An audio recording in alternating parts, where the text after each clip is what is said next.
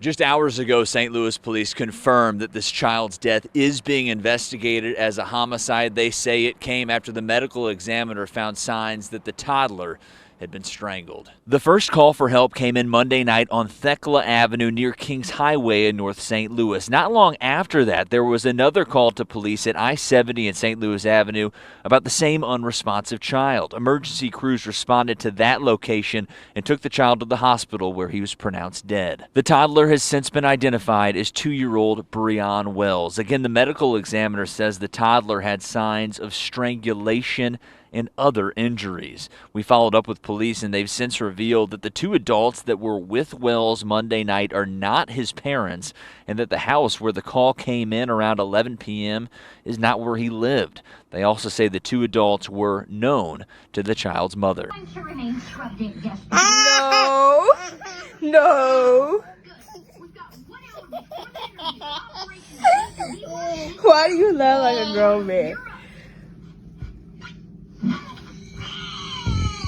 No.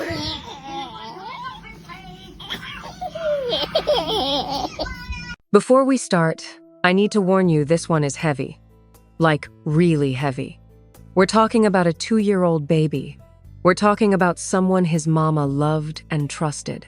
We're talking about a confession so disturbing that even the detectives had trouble writing it down. So if you've got kids around, maybe come back to this one later. Because Brion Wells deserved better. Way better. Hey, family. Hope you all having a good weekend. You already know what we do at Shadowed Crimes TV.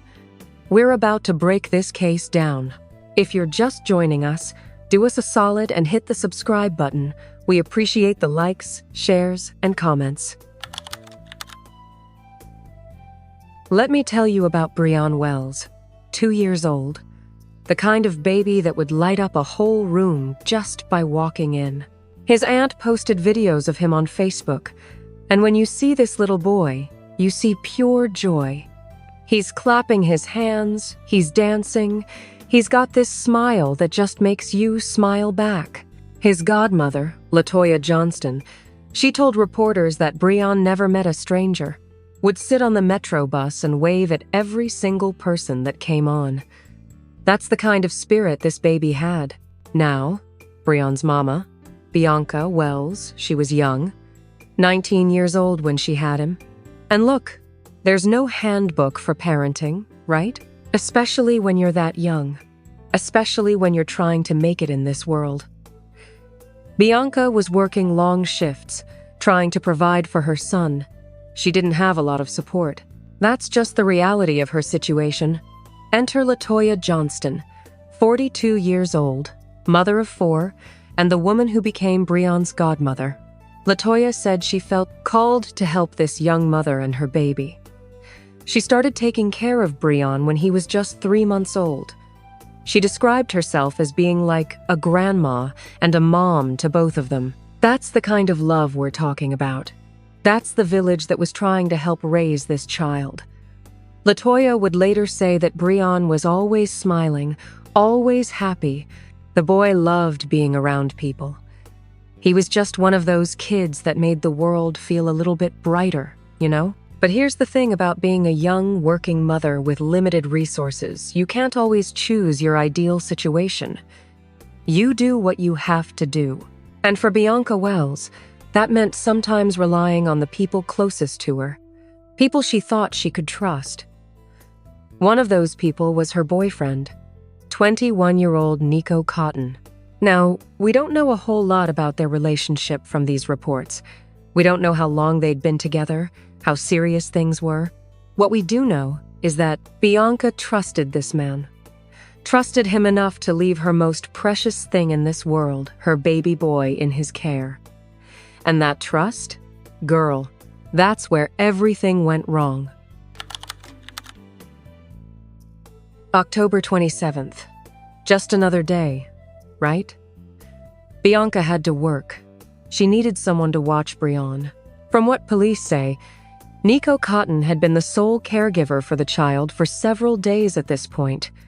Several days. Think about that. This wasn't the first time. This was an arrangement that had been going on. Bianca felt comfortable enough with this setup to keep doing it. So she goes to work that day. Her baby is with someone she trusts, someone she's in a relationship with, someone who, in her mind, cares about her and would therefore care about her son.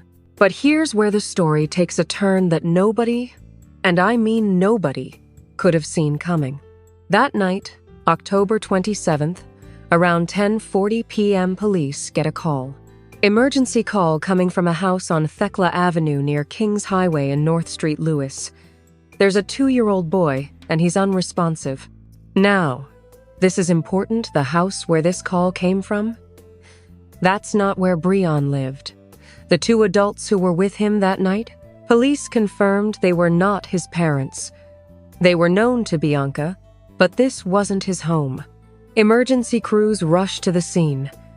Then there's another call, this time at I-70 and Street, Louis Avenue, about the same child, the same unresponsive baby. Paramedics get there, they scoop up this little boy, and they rush him to the hospital. Brion Wells was pronounced dead, 2 years old, gone, just like that. Now, at this point, the child abuse unit takes over the investigation. Because when a 2-year-old dies unexpectedly, especially when he's not with his parents, especially when he's not even at his own home, that raises questions. That's automatically suspicious. The adults who were present, including Nicco Cotton, they were questioned, and then they were released. Because at that moment, investigators didn't have all the answers yet. They needed the medical examiner to tell them what happened to this baby. And what the medical examiner found? Let me tell you something. It's about to get real dark real fast. October 29th, 2 days after Brion died, the medical examiner's office releases their findings. And I need you to understand, these are not injuries that happen by accident. These are not injuries that happen from a fall or from rough play or from any kind of normal childhood accident. The medical examiner found evidence of strangulation. Brion had been strangled. This 2-year-old baby had been strangled. But that's not all. He had a lacerated liver, multiple internal injuries, asphyxial injuries.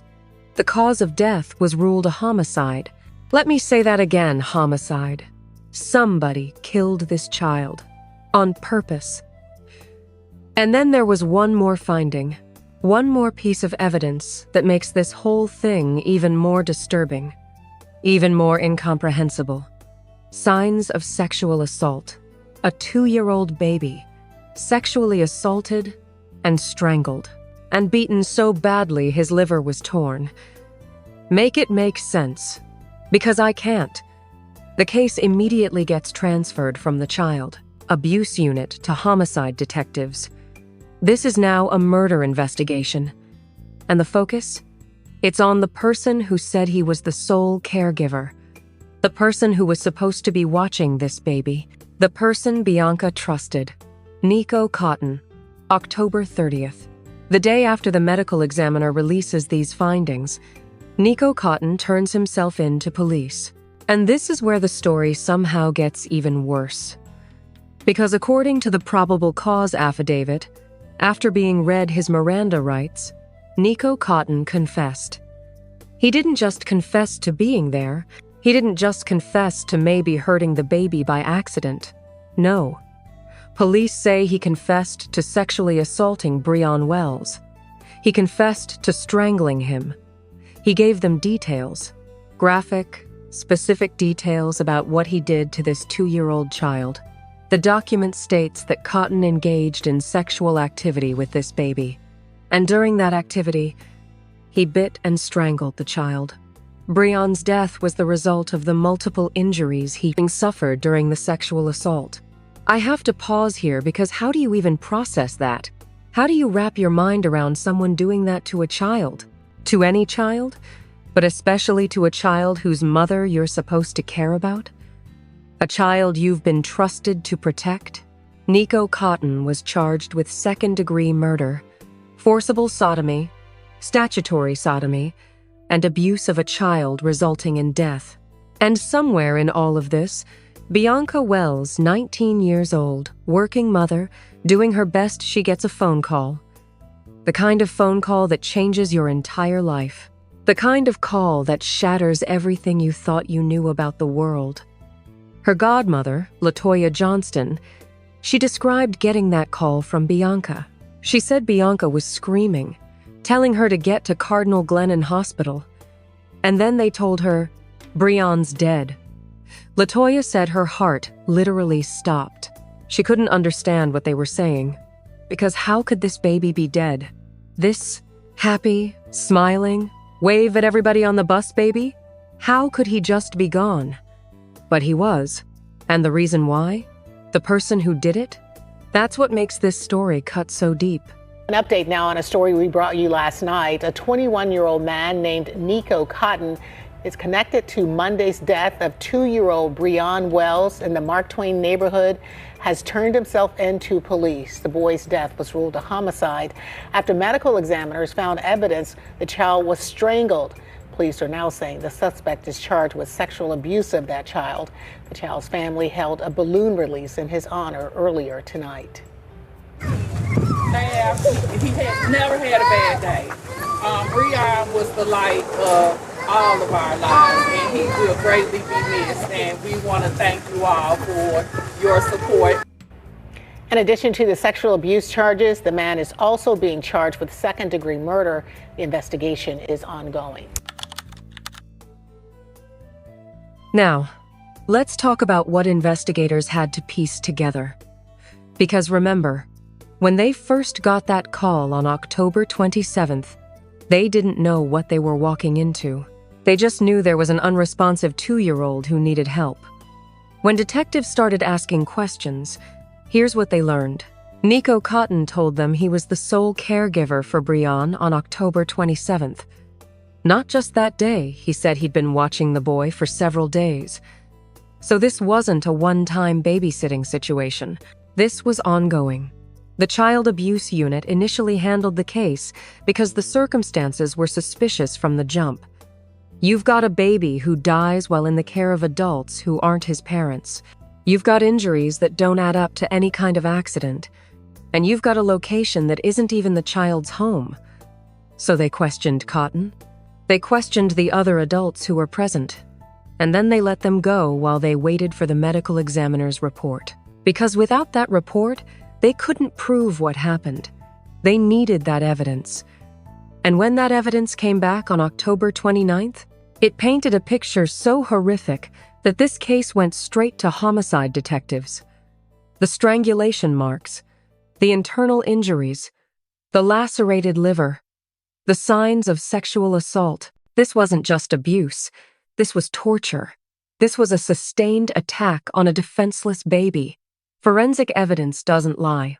And in this case, the forensic evidence told a story that nobody wanted to believe. It told them that Brion Wells suffered, that his last moments on this earth were filled with pain and fear, that someone he should have been safe with became the person who took his life. When Nicco Cotton turned himself in on October 30th, detectives read him his Miranda rights, and that's when he allegedly started talking.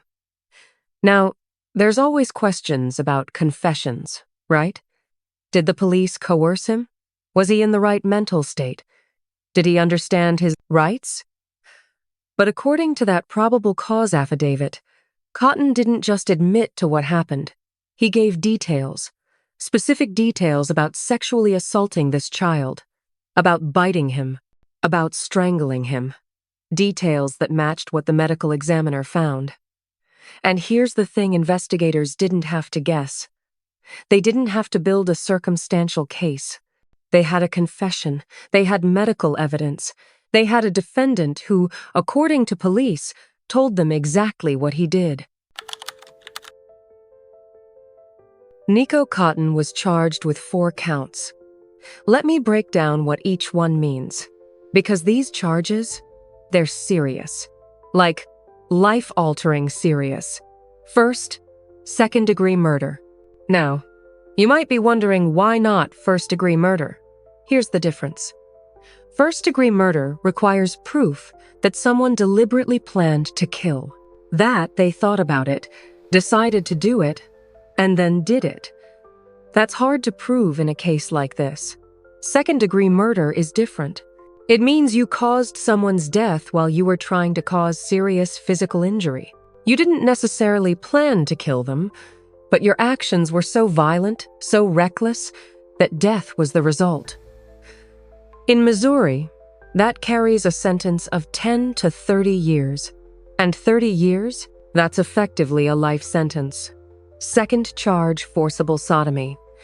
This is an unclassified felony, but it's treated as an aggravated offense. To prove this, prosecutors just have to show that physical force was used to overcome resistance. And think about it, a 2-year-old resisting an adult? That's automatic. Any reasonable person would understand that a child that age would resist. Minimum 10 years on this charge, and it has to run consecutive to the other sentences, meaning it stacks on top of everything else. Third charge, statutory sodomy. This one focuses on the age of the victim. Because Brion was under 12 years old, this charge alone carries a minimum of 10 years. And again, it has to be served consecutive to the other charges. Fourth charge, abuse of a child resulting in death. This is a Class A felony in Missouri, with the same 10 to 30-year range as murder. But here's the kicker: if a child dies as a result of the abuse, the defendant isn't eligible for probation or parole until they've served at least 15 years. So let's do the math. If Cotton is convicted on all counts, he's looking at a minimum of 10 years on the forcible sodomy charge, plus a minimum of 10 years on the statutory sodomy charge, plus at least 15 years on the child abuse charge, plus whatever he gets for second-degree murder. And remember, some of these have to run consecutive. That means he could be looking at decades behind bars, possibly the rest of his life. And honestly, if he did what he's accused of doing, if he really confessed to all of this, then that's exactly where he needs to be. But while the legal system was doing its work, there was a mother who was trying to understand how her whole world fell apart in one night. Bianca Wells talked to the media after her son's death. And girl, I cannot even imagine having to do that. Having to speak publicly about the worst moment of your life while you're still in shock, still trying to process what happened. She told KMOV, My baby was so happy. He was so loving. He loved everybody and everything. Bianca Wells, Brion's mother, reminiscing on her little ball of sunshine. He just wanted to be a kid and enjoy life. It feels like my heart is shattered. I feel like my baby was put in positions he shouldn't have to be in because of his mama not having much support in her life and nobody to be there for her. So just support your family, be there for them, because you could be like me and I have nothing. Once I can look him in his eyes and know that he's going to sit behind a cell for the rest of his life, I breathe. Now Bianca is left holding this photo of Brion tight. She says her only comfort now is knowing he was loved and that he's in a better place with her father. I feel like my baby was safe and he was okay and he was looked after and he wasn't. And I love you, Duty. I'm sorry. Blue, it's already. think about that. She watches crime shows on TV, and now she's living in one. Her baby, the happiest baby in the world, is gone, and she can't breathe. She can't process it. Because how do you? Bianca also shared a message for other families. She said, "Support your family. Be there for them, because you could be like me and have nothing. Nothing." That's what she's left with. Not even memories can comfort her right now, because every memory is tainted by how it ended. Every video of Brion laughing and clapping and being happy that's now a reminder of what was taken from him, what was taken from her. She told reporters that one of her only comforts is believing that Brion is in a better place now, with his father. That's all she has to hold on to. The hope that her baby isn't suffering anymore. That wherever he is, he's safe now. And the guilt? Oh, the guilt has to be unbearable. Because Bianca trusted Nicco Cotton. She left her son with him. She thought her baby was safe. And now she has to live with the knowledge that the person she trusted, the person she was in a relationship with, did the unthinkable to her child. That's a burden no parent should ever have to carry, but she's carrying it every single day. LaToya Johnston, Brion's godmother. She spoke to reporters too. And she didn't just talk about Brion, she talked about Bianca. She defended her, LaToya told The Street. This is a pain I wouldn't wish on anyone in the world. LaToya Johnston says her connection with 2-year-old Brion Wells was instant. She says she first started taking care of him when he was just 3 months old after feeling called to help the boy and his young mom, who was just 19 at the time. He's always smiling. He's never met a stranger.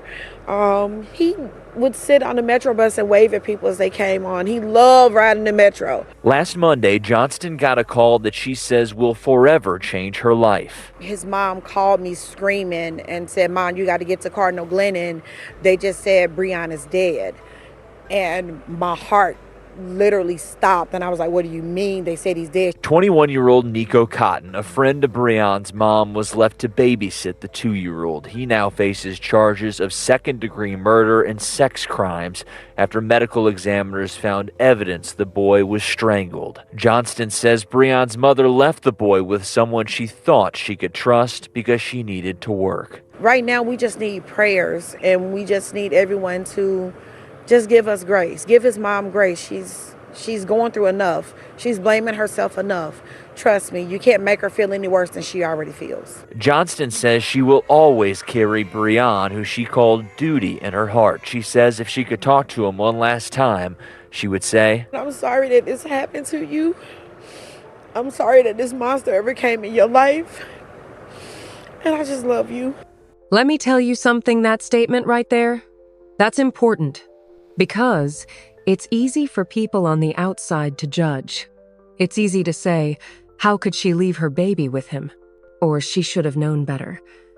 But LaToya, who actually knew Bianca, who helped raise Brion, she's saying, hold up. This was a young mother doing her best with what she had. LaToya explained that Brion's mother didn't have much support. That's why she left him with someone she trusted while she worked long shifts. Because what choice did she have? She had to work. She had to provide. And she couldn't do that if she didn't have childcare. LaToya also talked about her own role in all of this. She said she was recovering from a hospital stay that weekend. That's why Bianca didn't reach out to her for babysitting. Because LaToya wasn't available. If she had been, maybe things would have been different. Maybe Brion would still be here. But that's the torture of hindsight, right? You can play the what-if game forever and it won't change what happened. LaToya described the moment she got the call from Bianca. She said Bianca was screaming, telling her to get to Cardinal Glennon Hospital. And then they said Brion was dead. LaToya's heart literally stopped. She couldn't understand it, couldn't process it. I'm sorry that this happened to you. I'm sorry this person came in your life. I just love you. That's the grief of talking. That's the guilt of every adult who loved this child and couldn't protect him from the monster that was right there in plain sight.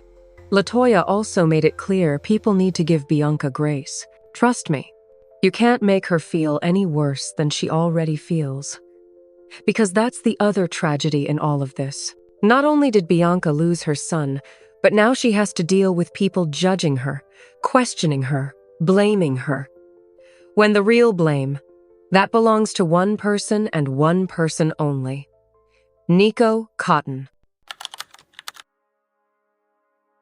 This case hit the St. Louis community hard, because this wasn't some random stranger danger situation. This wasn't a kidnapping or a break-in or some faceless evil. This was someone inside the circle. Someone who was supposed to be safe. Someone who was trusted. And that's what makes it so terrifying for parents everywhere. Because we all want to believe that the people we let into our lives, the people we're in relationships with, the people we trust with our children. We want to believe they're good. We want to believe our instincts are right. We want to believe that love protects us, but sometimes it doesn't. Sometimes the danger is right there, wearing a familiar face, and you don't see it until it's too late. After Brion's death, his aunt posted those videos of him on Facebook. Videos of this happy little boy dancing, clapping, just living his best toddler life. And those videos? They went from being cute family memories to being evidence of a life that was stolen, a future that was erased. The community rallied around Bianca and her family, because whatever mistakes people think she made, whatever judgment they want to pass at the end of the day, she lost her child in the most horrific way possible. And nobody deserves that. Nobody. As this case moves forward, there are going to be legal battles. Defense attorneys might try to challenge the confession. They might say it was coerced, that Cotton didn't understand his rights, that he was pressured into saying things that weren't true.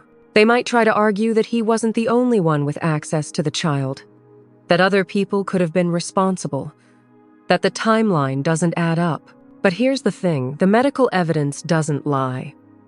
The injuries on Brion's body tell a story, and that story matches what Cotton allegedly confessed to doing.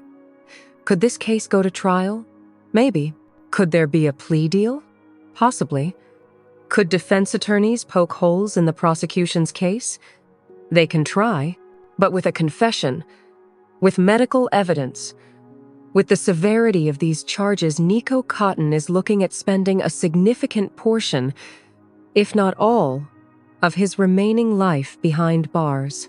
And if he's convicted on all counts, if those sentences run consecutive like the statute requires, he could be looking at 40, 50, maybe even 60 years or more. That's justice. Not for Brion, because nothing can bring him back, but for the principle that you cannot do this to a child and walk away. You cannot violate that trust, commit that violence, take that life, and expect mercy. Brion Wells was 2 years old when he died. He never got to go to kindergarten, never got to lose his first tooth, never got to learn to read or ride a bike or make friends at school. All of those milestones, all of those moments that should have been his, they're gone. What he left behind are videos. A little boy clapping and dancing and smiling, a little boy who would wave at strangers on the bus because he saw the good in everyone. A little boy who deserved so much better than what he got. His mother will carry this pain for the rest of her life. His godmother will carry it too. Everyone who loved him will wake up every day knowing that he's gone and knowing how he died. And maybe that's the real lesson here. Not some simple moral about who to trust or how to protect your children. Because life isn't that simple. Parenting isn't that simple. The lesson is that evil exists, that sometimes it wears a familiar face, that sometimes the people we think we know are capable of things we could never imagine. The lesson is also about grace, about not judging mothers who are doing their best in impossible situations, about understanding that poverty, youth, and lack of support aren't character flaws, they're circumstances. The lesson is about community, about how we need to support young mothers instead of tearing them down, about how we need to create systems that protect children instead of blaming parents when those systems fail. But most importantly, the lesson is about remembering.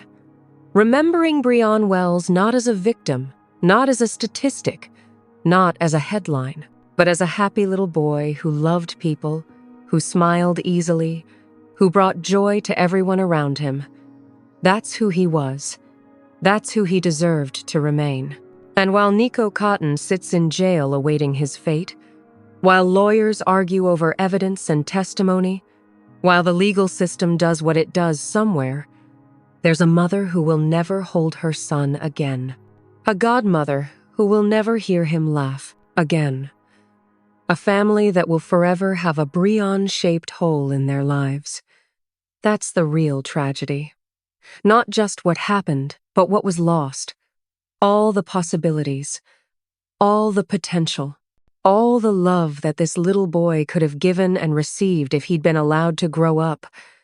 Brion Wells mattered. His life mattered. His death mattered. And we remember him. Rest in peace, Brion. You deserved better. You deserved the world. Before you go, hit that subscribe button and turn on notifications so you never miss a story. Drop a comment below and let us know your thoughts, but remember, let's keep it respectful.